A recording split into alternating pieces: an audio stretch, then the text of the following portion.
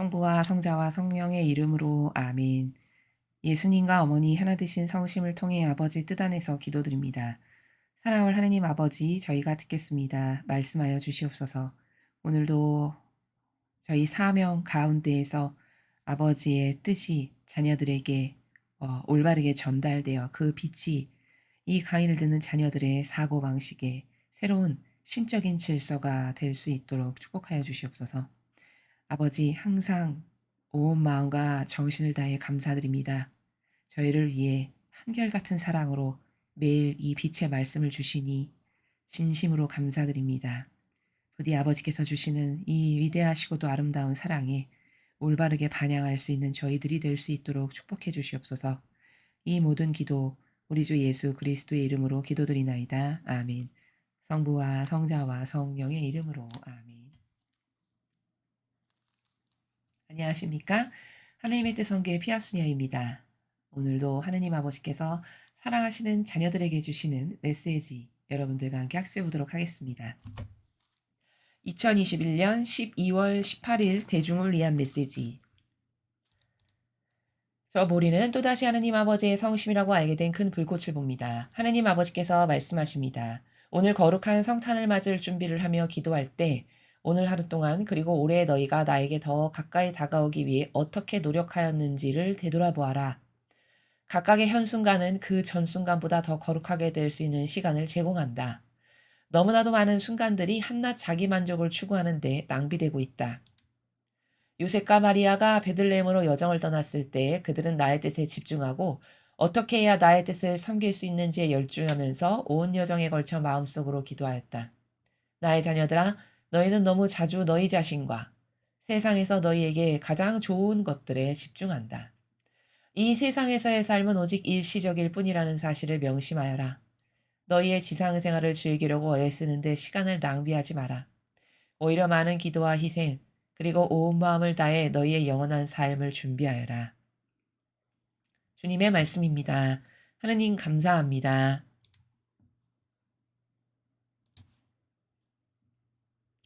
오늘 아버지께서 말씀하신 이 진리의 메시지는 하느님을 만나는 방법에 대해서 하느님을 과연 어디서 만나는가? 그러니까 영성의 차원의 나라죠.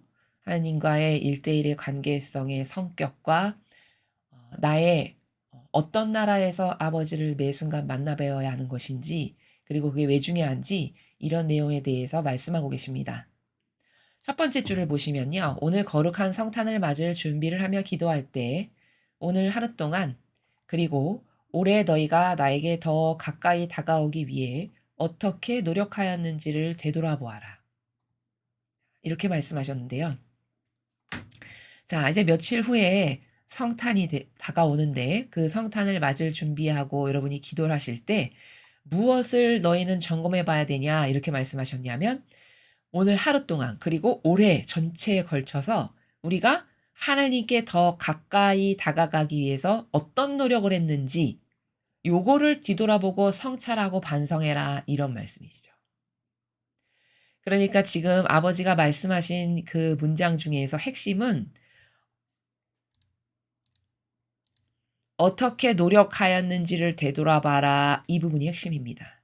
그러면 하느님께 더 가까이 다가가기에 무슨 노력을 했는가를 되돌아봐야 되는 게 여러분이 앞으로 고해성사 보실 때 이 부분이 테마가 돼야 되는 거고요. 핵심 주제가 요 부분을 회개하라는 말씀이시죠. 지금 아버지 말씀은. 자, 그러면은 이 부분을 회개한다는 건 내가 하느님께 가까이 다가가기 위해서 지난 1년간 무슨 노력을 어떻게 구체적이고 사실적으로 했는가 요 부분을 회개하라는 말씀이신데 그것을 좀 더 구체적으로 말씀을 드리면은 명제적 문장으로 말씀을 드리면 이런 겁니다. 나는 하느님 아버지를 과연 어느 곳에서 만나고 있는가 요걸 되돌아봐야 된다는 거죠. 자, 우리가 이 이교도의 피상적이고 형식적이고 행사에 치중하는 이런 거칠애적인 종교 생활을 오랫동안 하다 보니까 우리 안에는 우리도 모르게 어떤 내재화로 새겨진 게 있냐면요. 하느님 이렇게 하느님 해서 그분을 인식할 때 굉장히 저기 먼 하늘나라에 계신 하느님으로 인식을 하는 경우가 거의 대다수죠. 농후합니다, 그런 인식 체계가. 그러니까 하느님, 그럼 하느님 아버지, 그럼 벌써 그 이름을 떠올리는 순간 어디 저기 천상에 멀리 계셔서 나하고는 동떨어져 계신 아주 근엄하고 위엄이 있으셔서 약간 좀 무섭기도 한 이런 하느님으로 인식하는 경우가 많다는 거죠. 그러니까 그런 하느님으로 인식하니까 가깝게 그분께 다가갈 수가 없고 어려운 거죠. 내 안에 어떤 고정화된 이미지가. 근데 그게 잘못됐다는 거예요. 그 천상의 책을 보면은 이 새 시대에 준비하는 하나님의 뜻 영성의 기본은 뭐냐? 그 루이사 피카레타가 무엇을 합니까? 예수님을 만납니다. 매일. 그리고 대화를 하고 그분과 속삭이고 교감을 하고 그분의 고통을 나누어 받고 이렇게 아주 친숙하다 못해 하나 된 용해된 그래서 신부로 맞아들이겠다라고 하시는 그런 행사까지 해 주실 만큼 이런 존재로 그 한 부족한 인간이 예수님과의 그런 만남과 사실적 교감을 나눕니다. 그럼 이 정신과 이렇게 하느님을 저기 멀리 우주막 멀리 끝에 어느 한 부분에 가장 높은 곳에 근엄한 하얀 의자에 앉아 계신 이런 하느님으로 인식하는 거는 얼마나 갭이 큽니까? 그죠? 그럼 이런 하느님으로 인식하는 사람에게는 이렇게 나에게 가까이 와라, 뭐 하나 되자, 용해되자 이런 걸 구현할 수가 없겠죠. 어렵죠. 그럼 왜 그러냐 그런 게 그게 바로 막연하고 피상적이고 행사 위주 형식적인 것 그 위주로 일평생 종교 생활을 하다 보니 하느님 그러면 어렵고 왠지 저 멀리 계신 분 같고 그러니까 내가 함부로 이렇게 다가갈 수 없고 뭔가 나하고는 좀 갭이 있어야 될 것 같은 이런 존재로 대다수의 사람들이 인식한다는 거죠. 그럼 지금 제가 하는 말씀을 드리는 게 그럼 하나님을 아주 뭐 친구처럼 막대해라 이 말이 아니잖아요. 그쵸? 그건 또 아니라는 거죠. 이 명확한 질서 체계 가운데 전부로 사랑하는 것. 그것을 구현하는 게 영성입니다. 아버지와의 나와의 관계, 예수님과 어머니와의 관계도 마찬가지죠. 자, 그래서 지금 아버지께서 첫 문장에서 하신 말씀 중에 핵심은 네가 지난 1년간 나에게 어떻게 다가올 노력을 했는지를 너는 이거를 회개해야 된다. 이제 새해가 되기 전에 성탄을 맞이하기 전에. 그럼 여러분은 고해성사 보실 때 테마가 아, 나는 지난 1년간 아버지와 그리고 예수님과 어머니께 가까이 다가가고 하나 되기 위한 무슨 노력을 도대체 했던가? 그러한 노력을 안 한 것을 회개해야 되는 게 기본이 되는 거다. 고해성사에. 이렇게 우리가 이 오늘 아버지가 주신 말씀을 통해서 알 수 있다는 거죠. 자, 그러면 그 회개의 나라를 좀 펼쳐서 살펴보면 그럼 그 근원적 문제는 뭘까? 나는 하느님 아버지를 도대체 어디서 만나고 있는가? 아예 만나는 곳이 없다. 저기 머나먼 우주 끝공간에 계신 분으로 생각한다. 이러면 심각한 겁니다. 이거는 인식을 다시 올바른 신적 질서로 재정립을 해야 돼요. 다시. 그런 게 아니고 내 마음 안에 하느님 아버지가 계신데 그 내 마음 안에 계신 하느님을 발견하고 만나는가 이게 무척 중요하다는 거죠. 특히 성화 시대를 앞으로 살아갈 우리들에게는. 요걸 우리는 영성이다. 이렇게 말하는 겁니다. 영성이라는 거는 말씀드렸다시피 하느님과 나와의 1대1의 관계성의 성격이에요. 그러면 자녀가 100명 있다. 그럼 100명의 자녀가 성격이 다 다르죠.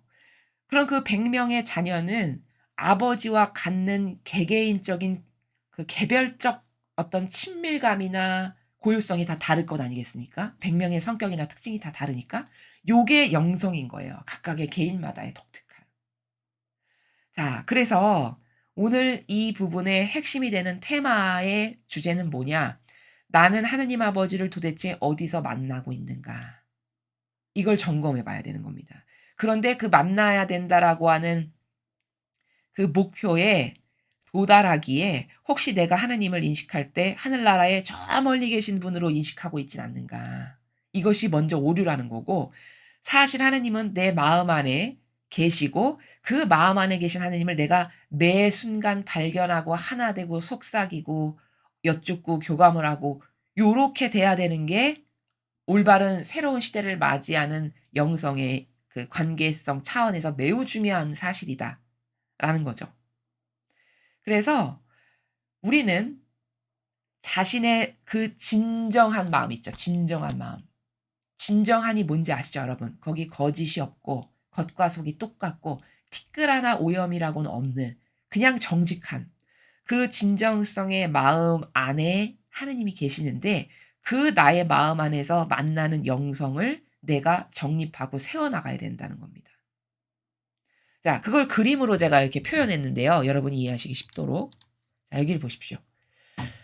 나는 하나님 아버지를 과연 어느 곳에서 만나고 있는가라는 겁니다. 오늘 아버지께서 첫 문장에 말씀하셨죠. 지난 1년간 너는 나와 가까워지기 위해 무슨 노력을 했나? 너는 그걸 살펴봐야 된다. 그렇다면 가까워진다는 건 만나야 될 것 아닙니까? 자꾸 다가가서. 그럼 도대체 어디서 만나야 되는가? 알아야 다가갈 것 아니겠어요? 그렇죠? 자, 그 테마를 주제로 이 도구를 그린 건데요. 여기 지금 겉에 보이는 빨간색 동그라미가 뭐냐면 사람의 어떤 사람이다. 이렇게 표현을 한 겁니다, 사람. 자, 근데 그 사람 안에는 그 자아라는 게 있죠. 우리가 맨날 배웠다시피. 자아. 내가 좋아지는 것, 내 기준이 있고 사람마다 내가 선하다고 생각하는 거, 내가 옳다고 생각하는 이런 인간적, 육적 자아라는 게 있습니다. 근데 이 육적 자아 안에서는 하느님을 만날 수가 없어요. 왜냐? 이게 역겹고 추잡하고 저급하고 저열한 악으로 가득한 정신, 악으로 가득한 속성이기 때문에 여기서는 하느님을 만날 수가 없어요. 그럼 어디서 하느님을 만나는 거냐? 사람이 있고 그 사람 안에 자아가 있다면 자아 더 깊이 내밀한 곳에 들어가면 양심이라는 게 있습니다. 양심 없는 사람은 없습니다. 근데 이 세상을 보면 양심 없이 막 사기 수천억을 부동산으로 해도 대선 후보로 나오고 막 이러던데. 물론 양심이 있었으나 그는 양심마저도 마귀에게 장악된 상태인 거죠. 이제 더 이상의 희망의 가능성이라고는 없는 그런 사람도 물론 있겠으나 대다수의 보편적 정상적인 사람이라면 자아가 있고 그 자아 너머에 더 깊은 내밀한 곳에는 양심이라는 게 있습니다. 하나님은 어디서 만나는 거냐? 바로 나의 이 양심 한 중심 안에서 아버지를 만나는 겁니다. 여기 계세요, 아버지는. 여기서 사십니다. 양심 안에서 그나마 계실 수 있어요. 왜? 인간의 양심이라는 거는 뭔가 옳지 못한 것, 부정한 것, 잘못된 것 이런 것을 하면 찔리게끔 되어 있는 게 양심의 기본 속성이거든요. 물론 그렇지 않은 완전히 마귀에게 점령 당한 사람도 이 시대에는 많지만 그렇지만 보편적 사람의 경우는 양심이라는 게 있어서 그 양심이 찔리고 너무 죄 짓는 것 같고 죄스럽고 이러면 안 되지. 이런 마음이 들게 하는 곳이 있단 말이죠. 그 마음의 한 중심 안에서만 하나님을 발견하고 만날 수 있는 겁니다. 그래서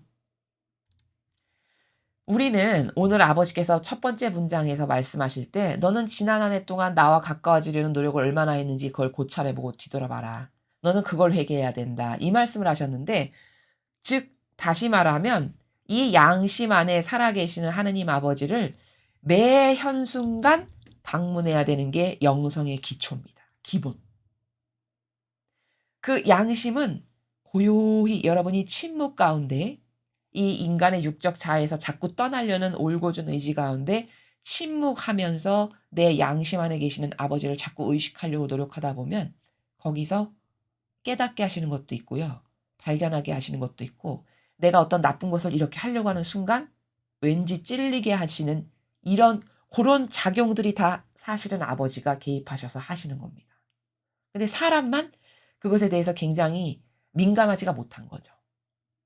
그래서 아버지는 어디서 만난다? 내 양심 안에 살아계시는데 그 나의 양심 깊은 곳에 한중심 안에 계시는 살아계신 아버지를 매 순간 아버지께서 맨날 메시지 말씀하시잖아요. 너는 매 순간 나를 믿고 신뢰하고 하나 되고 이 말씀 굉장히 많이 하시죠. 그 매 순간 하느님과 하나 되기 위해서 방문하고 또 자꾸 의식하고 여쭙고 이런 것을 하면서 하나님 아버지를 만나는 빈도수가 늘어나는 거고 그래서 그 빛이 확장되고 열리는 것이다 라는 겁니다.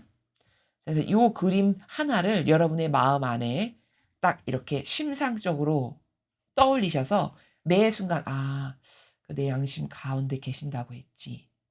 그 의지 가운데 아버지를 만나려는 노력을 하셨으면 좋겠습니다.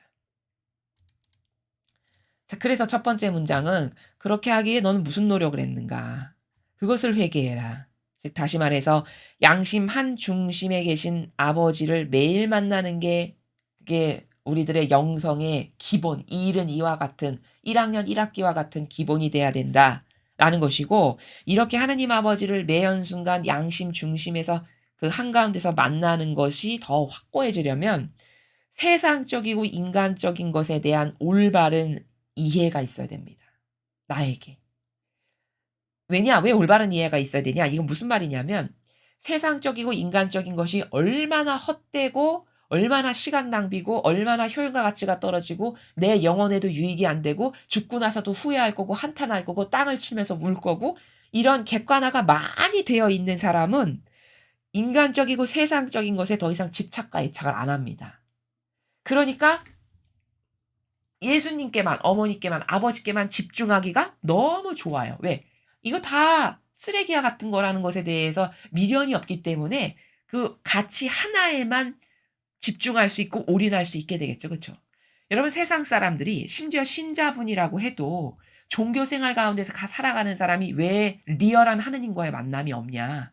그건 근원적으로는 왜 그런 거냐면요, 너무 부잡다한 것에 관심이 많은 거예요.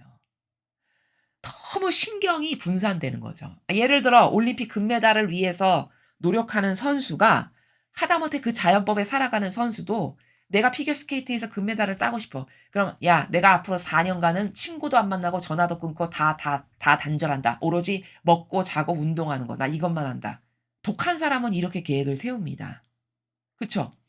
물론 이거는 그마저도 인간적 목표를 위해서 노력을 하는 거긴 합니다만, 이렇게 왜 다른 거 다 차단하고 오로지 그것에만 포커스를 둘까요? 그래야만 거기서 효용과 가치가 극대화될 것 아니겠습니까? 거기에 모든 에너지를 쏟아야 내가 이루고 싶은 목표를 이룰 수 있는 거잖아요. 그럼 세상 사람도 이런 방법을 쓰죠. 물론 그거는 애착과 집착을 의도적으로 끊는 거긴 합니다만, 그러나 방법은 이것과 비슷하다는 거죠. 마찬가지로 하느님 아버지와 매 순간 교감을 나누는 것도 왜 잘 안 되는가 하면 너무 부잡다한 많은 것에 내가 신경이 분산되는 거죠. 이거 이렇게 됐으면 좋겠고, 이거는 요렇게 해야 되는데 내 자식은 요렇게 됐으면 좋겠고 재산이 이렇게 되고, 내가 승진을 하기 위해서 이런 게 중요한데 그거 위해서 이렇게 에너지가 10 인데 이 세상적이고 인간적인 것의 분산이 7-8이 되니까 하나님께 쏟을 수 있는 건 불과 2 밖에 안 되는 거죠. 그러니까 간헐적으로 어쩌다가 혹은 아예 잊어먹다가 뭐 큰 위기가 닥쳐왔어요. 큰 병에 걸렸다, 예를 들어. 이러면 "아이고 아버지 살려 주세요." 이러면서 다시 찾는 이런 패턴을 반복적으로 사는 거죠, 한평생 동안. 그쵸. 그럼 왜 이런 불필요한 것에 에너지가 다 흘려지고 낭비되는 걸까? 그것이 얼마나 내 영혼에 아무런 도움이 되지 않는 건가. 그걸 가지고 있으면 있을수록 오히려 내 영혼에게 해만 되고 하나님과 점점 멀어지기만 하고 죽고 나서도 후회할 거고, 이런 것에 대한 객관화, 명확한 인식이 떨어져서 그런 거죠. 그래서 분산이 되기 때문에 하느님께 대한 에너지를 온 마음과 정신으로 쏟아서 거기 하기에는 너무 어 힘에 부치는 이런 결과를 초래하기 때문에 그런 거라는 겁니다. 그래서 세상적이고 인간적인 것에 대한 올바른 이해는 영성을 굉장히 굳건하고 단단하게 합니다. 여러분, 그 성인 성녀들에 대한 어떤 일화 같은 것을 보면은 특히 루이사 피카레타 같은 경우는 보면은 겨우 몸 하나 누일 수 있는 침대에 누워서 일평생을 사셨잖아요. 몸도 자유롭게 움직이지 못하시는 분이었죠. 그저 영성체만 하시고. 그러면 그게 인간적인 관점으로 봤을 때는 '와, 저 한평생 60 몇 년 70 몇 년 저거 답답해서 어떻게 사냐. 야, 저거 정신병 걸리겠다, 잘못하다가 저렇게 살다가는.' 이런 말 할까요, 안 할까요? 그런 말을 100 이면 100 거의 대다수의 사람은 그렇게 말할 겁니다. 세상에 뭐 해외여행을 한 번 갈 수 있기라나 맘대로 씻기를 할 수 있기라나 맘대로 먹기를 할 수 있기라나 "아우 한평생 누워서 저거 답답해서 어떻게 살아?" 이렇게 말하겠죠. 그런데 사실은 루이사 피카레타가 그 영혼을 봤을 때 불쌍했을 겁니다. 진실은 그겁니다. 근데 자기가 불쌍하다고 생각하냐? 그 육적이고 인간적인 차원 안에 갇혀서 살아가는 사람은 전혀 자기가 가련하고 불쌍한 영혼이라는 걸 모른다는 거죠. 그리고 거꾸로 가장 행복한 상태에서 살아가는 영혼에게 "아유 쯧쯧쯧 불쌍하네. 안 됐네." 이렇게 말을 한다는 겁니다. 그렇다면은요. 인간의 그 인식적 오류가 얼마나 수억만 가지의 케이스의 경우에 있어서 다 오류 자체인지를 아시겠죠? 대다수의 사람은요. 진리를 배우지 않는 대다수의 사람은 다 거꾸로 생각하고 살아가는 게 거의 절반 이상입니다. 거의 다 거꾸로 생각하고 살아가요.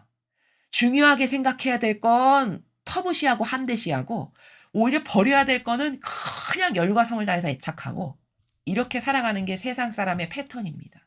세상 사람의 수준이고 정신의 차원의 나라예요. 그러면 죽고 나서 그때 가서 눈이 열려서 심판대 앞에서 그걸 펼쳐 봤을 때 자기가 일평생 얼마나 허무한 것에다가 수많은 시간과 노력과 돈을 낭비하고 왔는가를 봐야 됐을 때 그때 가서야 깨닫게 된다는 거죠. 그러나 이미 늦었다는 거죠, 되돌리기에는. 그러면 그 죽고 나서 심판대 앞에 섰을 때 얼마나 원통할까요? 그죠? 여러분, 우리가 비싼 거를 샀는데 그것을 최대한 효용과 가치 있게 쓰지 못해도 굉장히 아깝죠. 그 물질적인 것에 대해서 낭비되고 있는 것만을 바라봐도 아깝잖아요. 그건 아무것도 아닌 겁니다. 그건 그래도 영혼에게 치명상을 미치거나 영원한 것과 결부되는 건 아니잖아요. 그쵸? 근데 죽고 나서 내가 90세에 죽어서 심판대 앞에 섰는데 90평생을 내가 그 쓰레기 하치장 오물에다가 돈도 갖다 버리고 시간도 갖다 버리고 에너지와 노력과 열정을 다 거기다가 쏟아버린 것을 내 눈으로 봐야 되는 현실에 부닥쳤을 때 그때 얼마나 비참할까요? 얼마나 펑펑 울게 될까요? 그쵸? 인간의 처지가 그런 겁니다. 그런 상황인 거예요. 지금 인류의 처지가.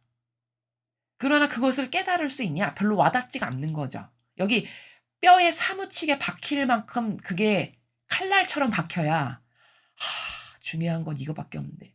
야, 여기에만 올인해야 되고 여기 이렇게 돼야 그나마 좀 그게 좀 오래 가고 그나마 거기에 이렇게 좀 에너지를 쏟을 수 있는 이런 수준. 그러나 그것도 한 1년 지나고 2년 지나면 또다시 흐릿해지는 이게 인간의 수준입니다. 그럼 얼마나 우리가 부족하고 하느님 앞에 정말 보잘것없는 존재인지를 이렇게 해서 깨닫게 되는 겁니다.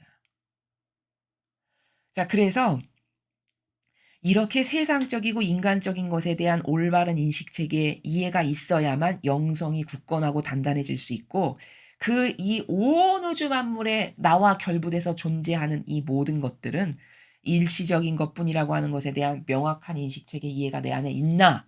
그것이 있는 사람은 이 영성을 구현하기가 더 수월하겠으나 그것에 대한 인식체계가 희박하다. 그러면 이런 올바른 것을 들어도 그때뿐이지 이게 지속적으로 한평생 가기는 매우 어려운 게 내 처지다.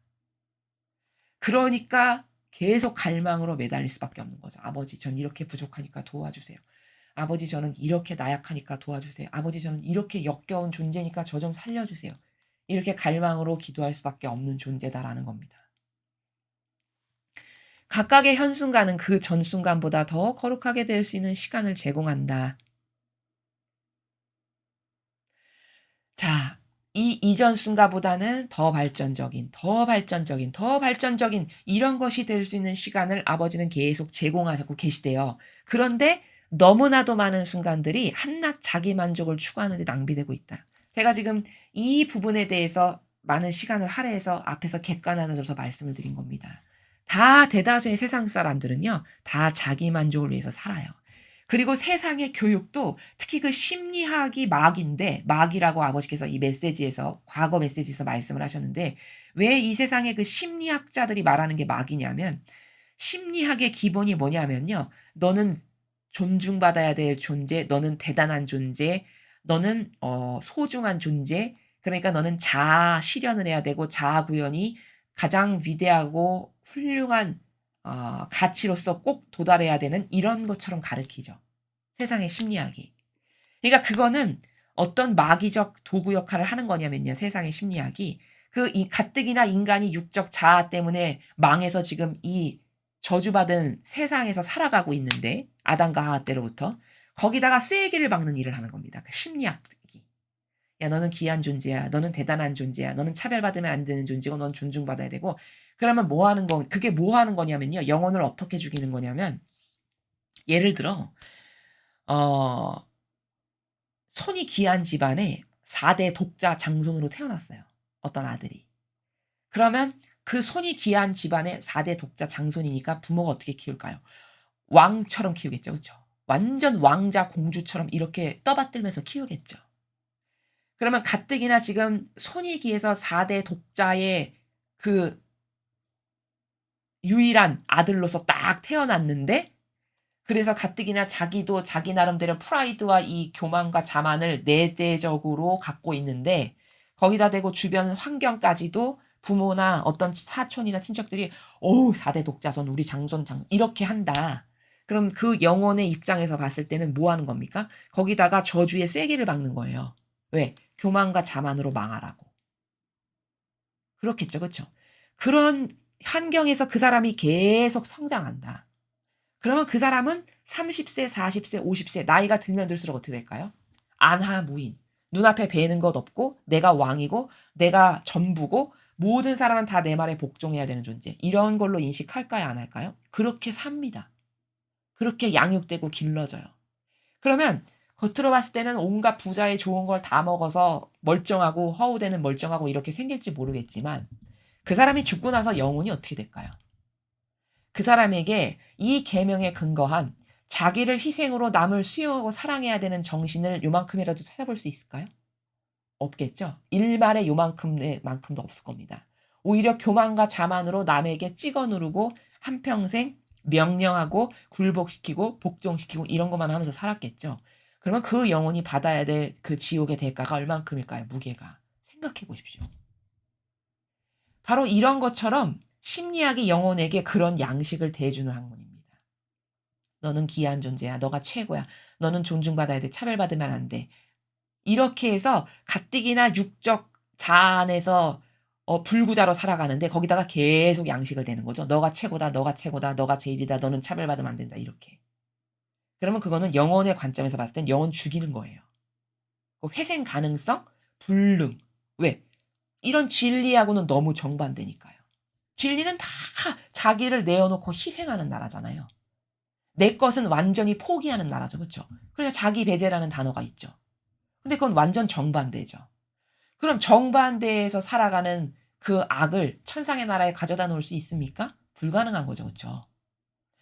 이렇게 그 세상의 학문이라는 것이 인간이 깨닫지 못해서 그렇지 얼마나 마귀의 학문인지를 사람은 미처 다 알지도 못합니다. 자, 그래서 아버지께서는 또 계속 말씀하시기를 여기 참고로 다시 말씀드리면요. 여기 자기만족이라는 단어가 나왔으니까 여러분이 지금 설명을 굉장히 길게 드렸습니다. 그러니까 기준은 뭐냐면요. 자기만족의 기준은 뭐냐면 자기가 원하는 것. 그래서 내가 좋아지는 게 자기만족이에요. 자, 그러면 하나님이 원하시는 것, 하나님을 위한 것, 그리고 이웃을 사랑하기 위한 것이 아닌 일련의 모든 것들이 사실은 다 자기만족입니다. 이 자기만족에 대한 인식도 인간은 굉장히 희박하거든요. 그러니까 자기만족은 크게 뭐 어떤 돈으로 갑질하는 이런 것만 나쁜 어떤 자기만족이라고 생각하지만 그렇지 않습니다. 자기만족도요. 오히려 눈에 남이 봤을 때 드러나는 자기만족을 추구하는 것보다 보이지 않게 미세하고 아주 작게 누룩처럼 자기만족을 추구하는 게 더 악독하고 악랄하고 죄악적으로 봤을 때 아주 질 나쁜 그런 악입니다. 대표적인 예가 뭐냐? 이교도의 교회가 하고 있는 모든 자기만족적 행위. 아니 자기만족이 어딨어. 거기 한평생 희생하겠다고 해서 결혼도 안 하고 들어와서 사는데 그건 보여지는 것이고요. 그건 겉으로 드러났을 때 남에게 보여졌을 때 그러한 것이고요. 진짜 내면의 정신과 사고방식과 마음 안에서 하느님만을 위하고 이웃만을 위해서 나를 완전히 배제했냐? 그렇지 않다는 거죠. 자기를 배제했다면 아버지의 계명을 멋대로 바꾸지 않습니다. 그렇죠? 입증 증거는 차고 넘쳐요. 하나님을 그렇게 진정으로 사랑한다면 계명 절대 바꾸지 않습니다. 하나님을 그렇게 진정성으로 사랑하고 존중하고 존경한다면 아버지의 위대하신 법을 놔두고 자신들의 인간이 만든 그 누룩을 섞어 만든 제도와 전통을 따로 설정하지 않아요. 그렇겠죠? 그런데 이 교회는 그 자신들의 제도와 전통을 설정해서 무려 1700여 개가 넘는 조문이 있습니다. 이해가 되십니까? 그럼 사랑하는데 왜 그 사랑하는 사람이 준 걸 버리고 내 걸 만들어요? 이게 근데 작아서 인간 눈으로 봤을 때 별것 아닌 것, 그 마땅히 그래야 되는 거 아닌가? 이런 사고방식으로 생각하니까 그 죄악이 인간 눈에 보이지 않을 뿐입니다. 또 수많은 어떤 자연보호, 인권보호, 생명존중 같은 어떤 사람을 굉장히 존중하고 사랑하는 것과 같은 행사나 이런 것들을 많이 하죠. 자, 그럼 진짜 사람을 사랑하냐? 여러분, 영혼을 진짜 사랑한다면요. 그 영혼을 살리는 일을 해야 됩니다. 그렇죠? 영혼을 살린다는 건 뭘까요? 예수님이 행하셨던 것과 똑같은 것을 해야 돼요. 그게 영혼을 살리는 겁니다. 그럼 예수님은 뭐 하셨죠? 아버지 뜻만 행하셨어요. 영혼을 살리는 데 있어서. 그럼 이 교회가 아버지 뜻만 행합니까? 기본적으로 제단, 거룩한 제단 위에서 아버지의 뜻이 집대성된 성경만을 말해야 되는데 온통 자기 거, 이상한 사변적 지식, 이상한 인간의 논리체계 다 끌어와서 말합니다. 심지어 어떤 인터넷에 떠다니는 유머, 그거 가져와서 말하는 사제도 있고. 그럼 이게 과연 이 영혼을 그토록 생명 보호하고 자연 보호하고 인권을 존중해야 된다라고 하는 그 내세우는 어떤 명제와 진짜 영혼을 사랑해서 사실적으로 하는 희생은 완전 다르다는 거예요. 그 주님의 거룩한 제단 앞에서 매일 그런 인간적인 것을 이야기하면 영혼 안에 뭐가 들어간다고요? 사변적 지식, 여러 가지 다양한 성경의 이 진리, 신적 질서하고는 다른 역겨운 인간의 누룩을 매일 받아먹는 겁니다. 그렇게 되면 영혼 안에 여기 아예 뭐가 되냐? 인간적이다라고 하는 게 아예 길이 나버립니다. 그런 영혼은요, 이런 진리 말 해줘도 100마디, 1000마디 해줘도 거부해요. 아무리 옳은 말을 해도. 왜? 이미 여기가 그 인간적 누룩을 받아먹은 걸로 다 도배가 되어 있어가지고 그게 옳아 보이지 예수님의 진리가 절대 옳아 보이지 않거든요. 그럼 이거 영혼 죽인 겁니까? 살린 겁니까? 영혼 죽인 겁니다. 기가 막히게 교묘하게 죽인 거죠. 이렇게 영혼을 죽이는 교회입니다. 근데 영혼 살리는 것과 같은 수많은 착한 행사들을 많이 하죠. 이 정도로 교묘합니다. 이 정도로 교묘한 악인데 그것은 악하다라고 생각되지도 않고 보여지지도 않아요. 오히려 세상적 사람들이 말하는 것은 돈 많아서 뭐 갑질을 했네. 이런 것은 이런 자기 만족의 큰 악으로 보여지죠. 오히려 그거는 그렇게 드러나서 누구나 다 저건 나쁘다라고 하는 건 악의 축에 끼지도 못합니다. 왜? 그건 영혼을 속여서 도둑질하진 않잖아요. 그렇죠? 이거는 영혼을 속여서 도둑질하는 거죠. 그렇게 해서 수많은 영혼을 누룩을 먹여서 이 사고방식을 병들게 해서 죽여버리는 게 그 정도로 교묘한 마귀가 이교도의 교회입니다. 그럼 자신들이 내거는 수많은 행사에 사람을 정말 사랑하는 것과 같은 것은 이것하고는 정반대되죠. 이것을 가리기 위한 교묘한 수단이라는 걸 아시겠습니까? 이렇게 작은 악이요. 사람 눈에 보이지 않는 이렇게 너무나도 교묘하고 처신과 행사로서 도배를 해서 사람을 감쪽같이 속이는 이런 악이 저주받기에 더 합당한 악이라는 것을 아버지께서 말씀을 하십니다. 나는 작은 것만 본다. 이게 바로 그 말씀입니다. 나는 의지만을 본다. 이게 똑같은 나라에서 말씀하시는 겁니다.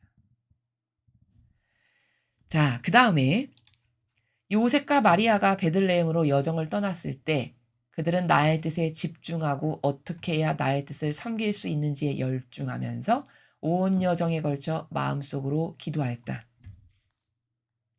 자, 성모님과 요셉 성인은요. 베들레헴으로 여정을 떠났을 때 아버지의 뜻에 온통 집중하고 어떻게 하면 아버지 뜻을 섬길 수 있는지에 열중하셨대요.